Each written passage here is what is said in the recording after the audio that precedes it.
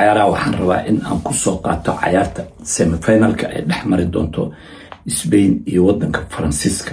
waxaana qabaa inay tahay cayaarta ugu xiisaha badan labadan koox cidii soo adkaato ayaana naqon doonto kooxda koobka guuleysato sidee aniga ila tahay.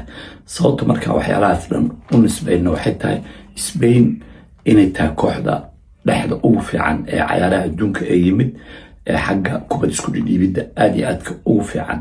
waxaana qabaa in Spain gool dhalintooda ay ku xiran tahay cayaaryahanada u cayaara in cayaaryahan walba oo yimaado inuu gool u dhaliyo, taasoo ilaa hadda 6 cayaartoy oo kala duwan Spain ay goolasha ay u dhaliyaan, meesha Faransa 4 cayaartoy oo kala duwan ay goolasha ay u dhaliyaan.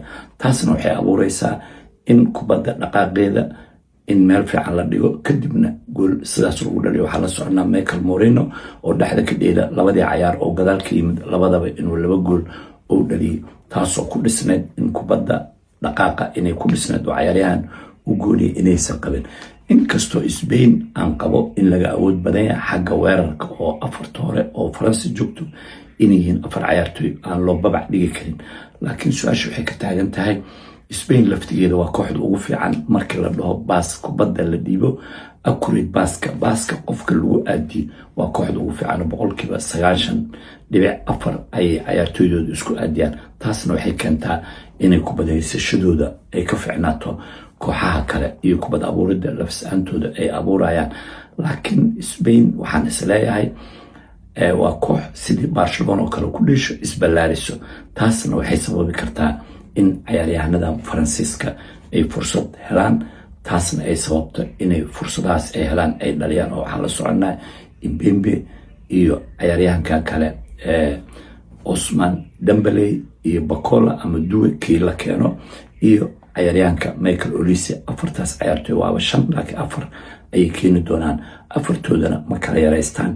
taasna waxay abuureysaa haddii cayaaryahanadaas Faransiiska dhul ay helaan ay ku cararaan ama kubad ay ku sameyn karaan inay qatar isdaba jooga ay geli doonto Spain, ay ku khasbanaa doonto Spain inay gadaal u sakato ay isdifaacdo. si kastaba haatee kooxda Spain waxaan fili doonaa in ay shaxda ay ku dheesho ay afkooda dadku uga hortagto inay jooji doonto, taasoo aan qabo in ay dhibaato weyn ugu imaan doonto haddii afka ay uga hortagaan ama ay isku dayaan inay garoonka ay isku ballaariyaan. Mbembe kale haddii fursad uu helo inuu uga hortaga, inkastoo ay kooxdan ay inta badan ay ka yimideen Barcelona qaabkooda ay ku dheelaan, taasoo markii ay la dheelayaan Real Madrid laftigooda afkooda ay ku qabtaan. Mbembena ay yaqaaniin sida loola macaamilo, oo waxaan ognahay Kubasi oo dhexda ka dheelo inuu yahay cayaaryahan Barcelona u dheelo, inkastoo uu la joogo Laporte runtii laftigiisa cayaartoy dheeraya maaha, cayaartoygan kalena Kubasina maaha cayaartoy dheeraya. taasna waxay qasbi doontaa inaysan hore usoo wada dhaqaaqin dhammaantood. labadooda garabna Pedro Porro laftigiisa nin aad u orod badan maaha iyo Cucurella oo laftigooda Dembélé iyo Bakola ayaa saaran. waxayna ku xirnaan doontaa cayaartaas aan isleeyahay garbaha ay haystaan Spain oo difaaca iyo garbaha weerarka ay haystaan Faransiiska, oo haddii qof ay iskaga celiyaan Pedro Porro iyo Cucurella waxaan qabaa markaas inay kubaddooda ay cayaari karaan. laakiin haddii u suurtageli weyso in cayaaryahanadaas difaaca Spain ay qof iskaga celi waayaan, waxaa qasab noqon doonto in Rodri iyo Pedro cayaaryahanada dhexda u jooga iyo Olmo ay ugu talagalaan weerarka inay ka qayb qaataan inay difaaca ay kaalmeeyaan. taasna ay ku qasbi doonto in Spain ay gadaal u sikato ay is aruursadaan, sababtoo ay markaa banaanka u soo baxdo garoonka isku ballaarisid kubaddii lagaa gooyo si fudud ayaa goolkaada loola tegaya oo lagaaga dhalinaya. Faransiiskana waa la soconaa cayaaryahanada aad iyo aad ku dheereeya inay haystaan gool dhalinta. Mbembena tartanka dhalinta inuu qaado ayuu rabaa, inkastoo kooxda ugu gool dhalinta badan ay tahay Argentina oo 17 gool ay dhalisay, Faransiiskana 16 gool ay dhaliyeen. inkastoo Spain laftigeeda ay tahay kooxda ugu tirada yar ee goolasha laga dhaliyo 1 gool keliya laga dhaliyo, taasoo Belgium ay ka dhalisay, haddana waxaan qabaa waa cayaar aad iyo aad u fiican. dhanka kale laftigeeda Faransiiska difaacooda qaasatan garbahooda Maadka oo Digna oo Villa u dheelo iyo Lamine Yamal ayaa dhinacaas soo fuuli doona.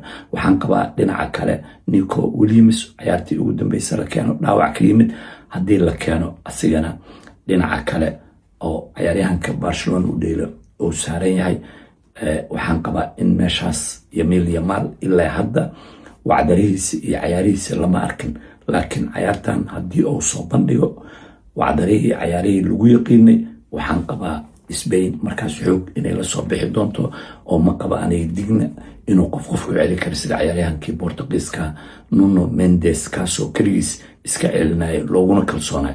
Marka dinga ma u malaynayo inuu ka hortegi karo Lamine Yamal keligiis, laakiin su-aasha waxay ku jirtaa Lamine Yamal ma ku soo noqon karaa sidii oo ahay? Haddii uu ku soo noqdo sidii oo ahay oona u suurta gasha dhinacaas midigta inuu ka soo galo, Faransiiska waxaa qasab ku noqon doonto labada cayaartooy oo dhexda uga dheelo Koni iyo cayaaryahanka kale in mid kamida oo caawina ama laba ay ku caawinaan, taasna ay keento in weerarkii Spain oo isdhimo, oo aan dhahay weerarkii Faransiiska inuu isdhimo, ay ku xisaabtamaan keliya weerar celin in ay ku cayaaraan. taasna waxay sababi doontaa weerarkii faraha badnaa oo Faransiiska inuu hoos u dhaco ayay sababi doontaa. Marka waxay ku xirnaan doontaa labadan koox garbaha ay haystaan sida ay difaaca kasoo horjeedo ay u maraan ama awood ay u sheegtaan, oo inta badan kubadda cagta hal cayaartooy oo kamida haddii awood loo sheegto waa in la helaa cayaartooy caawino. taas ayaana keento kooxaha inay gadaal u sikadaan, ay isdifaacaan. isdifaacadaas ay isdifaacayaanna waxay ku xisaabtami doonaan weer celin ayay ku saa. laakiin Spain ma aha koox gadaal gasho oo waxay ku xisaabtantaa kubadda inay haysato ayna meeshaas weerar ay ku qaado. raggaana 4 cayaartooy ugu fiican oo weerarka ayay haystaan oo cabsi ma qabaan.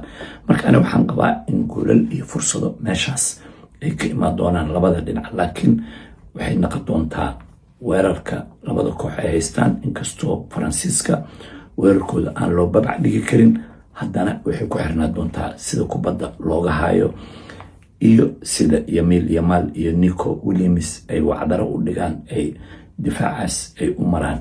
Koni ayaa dhinaca cayaartooy kale oo naftiisu cayaari jiray kooxda Barcelona ayaa dhinaca kala saaran oo way yaqaaniin. cayaaryahankaasna runtiina ma qaba difaaca Faransiiska, inkastoo 2 gool laga dhaliyay, inuu laftigiisa oo aad iyo aad u adag yahay ma qabo. dhexdoodana ma qabo inay dhexda Spain ay iska celi karto ama ay u dhawaan karto, oo xagga kubad haysashada iyo kubad dhiibidda aad iyo aad ayaa looga fiican. inkastoo Koni cayaaryahankaas oo soo baxay, waxaa dhici karta turjumeyn inay keenaanna way dhici kartaa oo dhanka Real Madrid u dheelo. marka waxaan isleeyahay waa cayaarta ugu fiican oo ayaa dhici doonto cayaaraha World Cup-ka, laakiin xaggee ayay u dhici doontaa lama ogo. laakiin waxaan isleeyahay Faransiiska ayaa weerarkooda aad iyo aad u fiican yahay. Spainna kubad haysashada iyo waxa loo yaqaano baaska accurate-ka ay aad iyo aad ugu fiican tahay. marka waxaan fili doonaa in cayaar fiican ay dhici doonto. marka adiga iyo kula tahay oo bad oo guuleysan doona, bal fikradaada nala wadaag labadan koox.